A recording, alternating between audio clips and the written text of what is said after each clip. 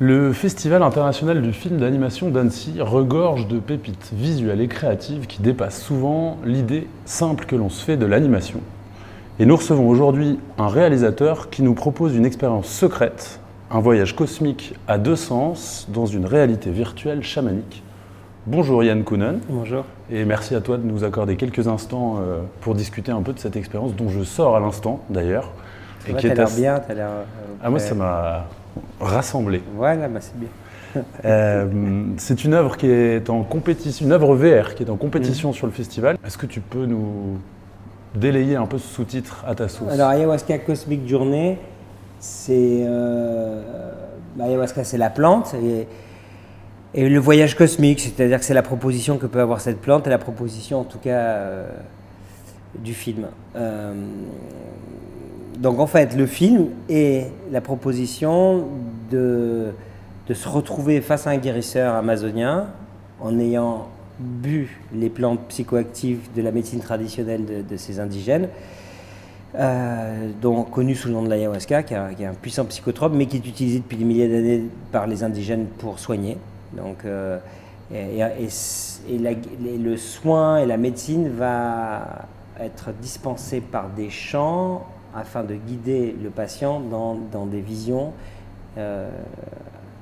voilà, parfois magnifiques, parfois terrifiantes, mais qui sont à but thérapeutique.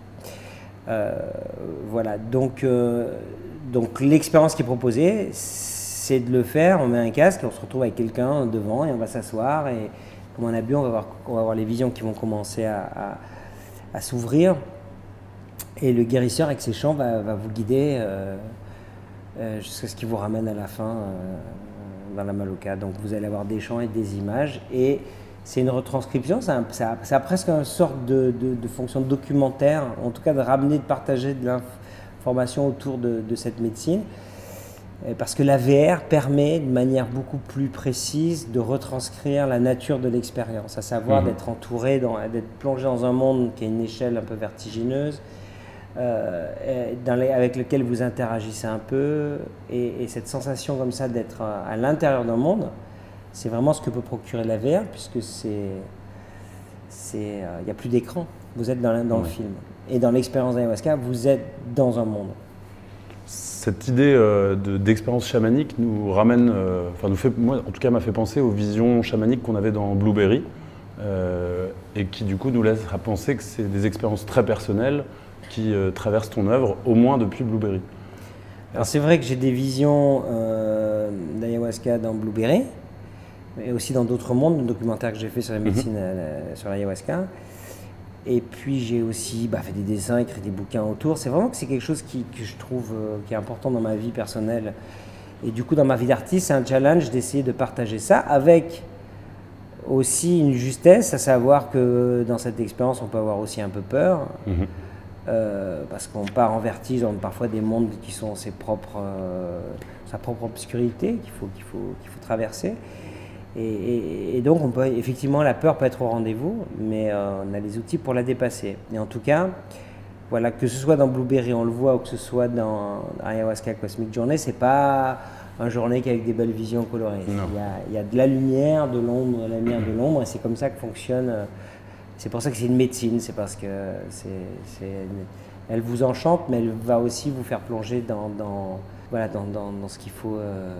Ce que les guérisseurs appellent de vous nettoyer, en tout cas d'aller un peu nettoyer le mental, l'organique, l'énergétique, et tout ça se fait à travers des visions. Parfois, on a l'impression de traverser le Mordor ou d'être dans ces mondes archétypaux, c'est-à-dire symboliques, où dans toutes les cultures on a ce type d'images et qu'on a ces images dans les films fantastiques. Souvent, dans les films fantastiques, je me dis tiens, ce sont des types de mondes qu'on pourrait croiser avec les plantes, mais juste parce que c'est des mondes symboliques qui font partie, qui semblent faire partie de notre psyché, comme ce langage. Quand est-ce que tu as découvert ça pour la première fois? Tu avais quel âge? C'est en 1999 que je suis parti en Amazonie et que là, effectivement, j'ai rencontré la médecine, ça a été quelque chose de très fort pour moi.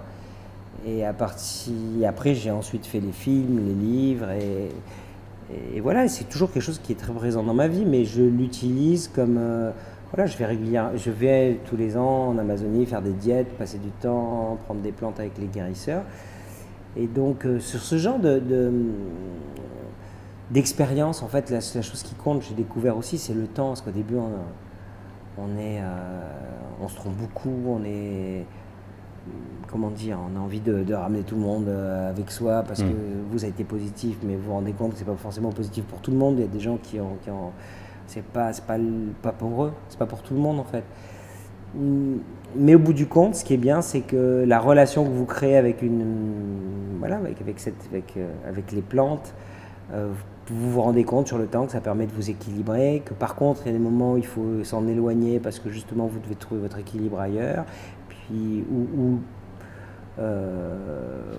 vous allez trop loin avec les plantes, parce que c'est pareil, c'est comme un chemin, comme une escalade, comme quelque chose d'initiatique. Il y a un moment donné, vous êtes accroché au bord de la falaise, vous regardez en haut, il vous reste encore beaucoup, vous avez des semaines que vous montez. Donc voilà, trouver l'équilibre pour profiter des aspects positifs de cette médecine, cette exploration sur soi, cette relation à la nature qui vous reconnecte, le savoir des indigènes, et dans tout ce qui est de l'ordre de l'humeur, des émotions, des sentiments, des mémoires personnelles, des traumas, tout ça c'est très très fort pour soigner ça. Et notre médecine, d'un autre côté, a un savoir formidable dans plein d'autres domaines. Et donc, voilà, moi, si je communique, c'est de dire, voilà, ça existe, ça peut peut-être parler à certains. Je trouve que comme artiste, c'est normal et naturel, c'est comme un élan, c'est comme quelque chose, tu as vu quelque chose ou tu as même rêvé quelque chose. Si tu as envie de le partager, donc de partager, de communiquer autour, de partager l'expérience. Et voilà, ça a été le travail sur les films et les livres.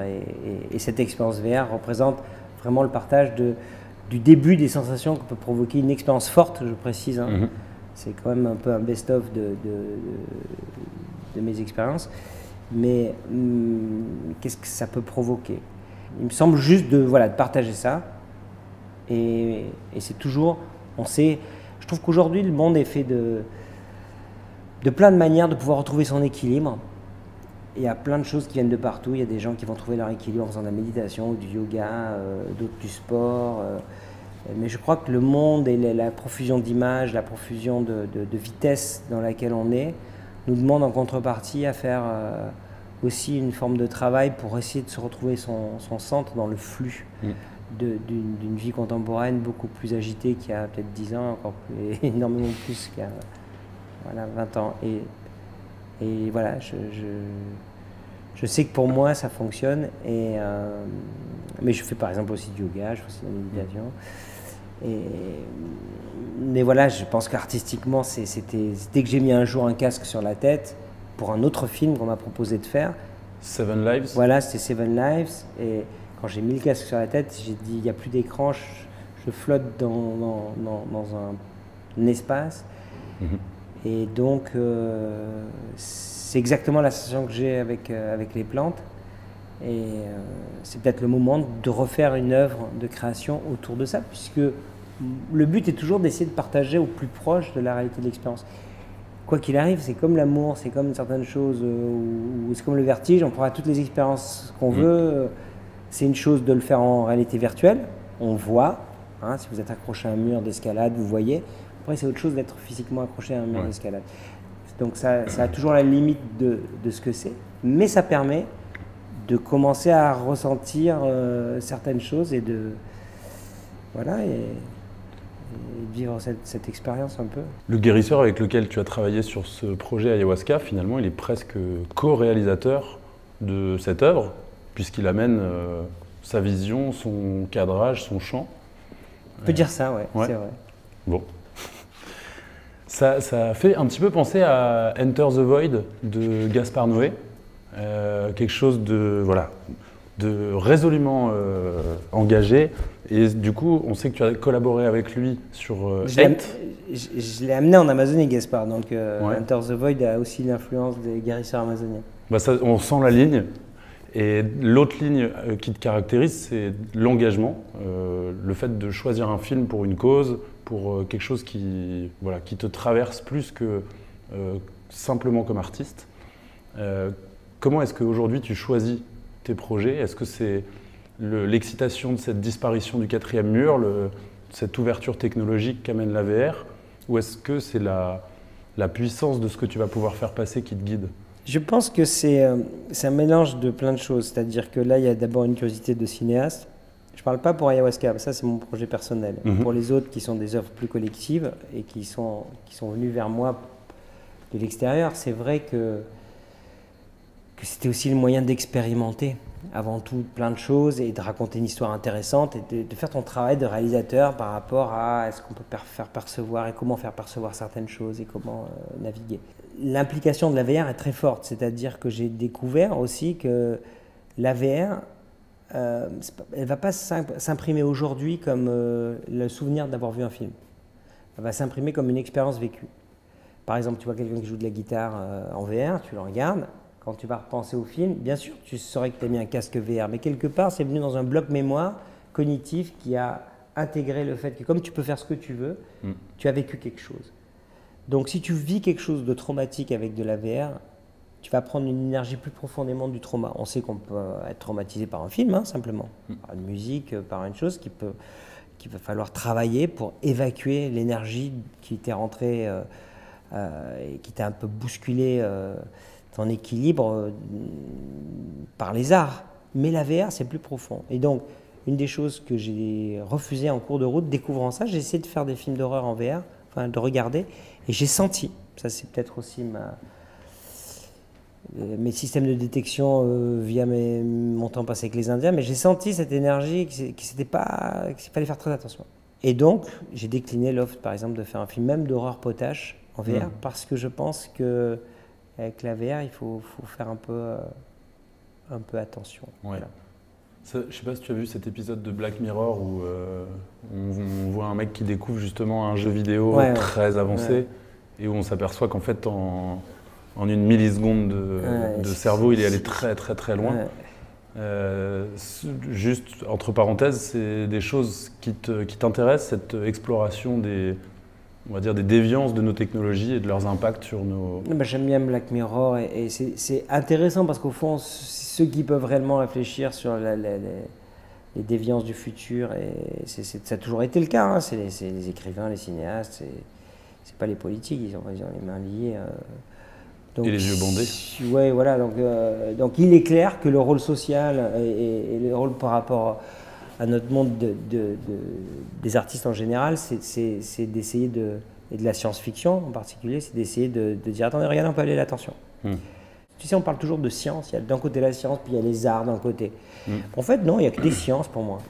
C'est-à-dire, c'est pas un scientifique qui va apprendre à l'amour, c'est un poète, tu vois, ou c'est une image, une musique, un musicien. Mais tout ça, c'est de l'apprentissage, c'est de la science, c'est la science de devenir un être humain accompli, d'être aidé par les autres dans son chemin pour trouver ses équilibres, ses appuis comme les premiers pas. Et c'est ça tout le temps, tout le reste de la vie, et guider une réflexion et autres. Donc, en fait, bien sûr que j'aime tout ce qui va explorer les parties sombres. Après, je t'avoue que il y a certaines choses aujourd'hui, alors qu'avant c'était pas le cas quand j'étais plus jeune et que je faisais des films d'ailleurs un petit peu acides et ce qui pourrait arriver de nouveau, mais... Tu penses à Doberman là ? Oui, ou en tout cas, il y a des films que je voyais et qui me faisaient marrer, aujourd'hui je les regarde plus, je les évite plutôt. Ouais. Et Black Mirror, puisque tu en parles, il est un peu à la frontière. C'est comme toujours tellement intéressant que je regarde, mais il y en a certains que j'ai pas voulu finir, par exemple, tu vois. Je me dis c'est pas nécessaire. Ok. Si on te proposait d'en écrire un de Black Mirror ou d'anticipation. Black Mirror, ils me proposeront pas d'en écrire un parce que c'est qu'eux qui écrivent. Non, mais si on te proposait un scénar d'anticipation pour prévenir, je sais pas, pour... J'ai fait The Show sur Black Pill, c'est une mini-série de 1h30 qui parle de The Show, qui est le plus gros moteur de recherche du monde. Donc on voit, et c'est une critique très acide, un peu comme j'ai pu faire dans 99 francs, un peu en mode anticipation.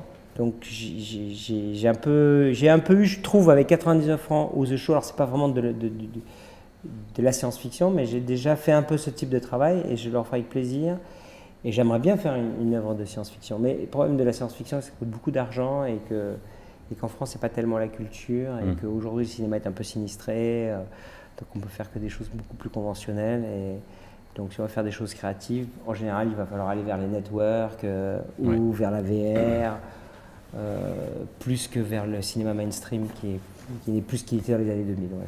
Encore une affaire d'équilibre pas évident à trouver. Il me semble t'avoir entendu, enfin non, je sais que je t'ai entendu dire, je t'ai entendu comparer ton travail et celui de tes équipes à celui de Georges Méliès, d'une certaine manière comme à la frontière de nouveaux arts.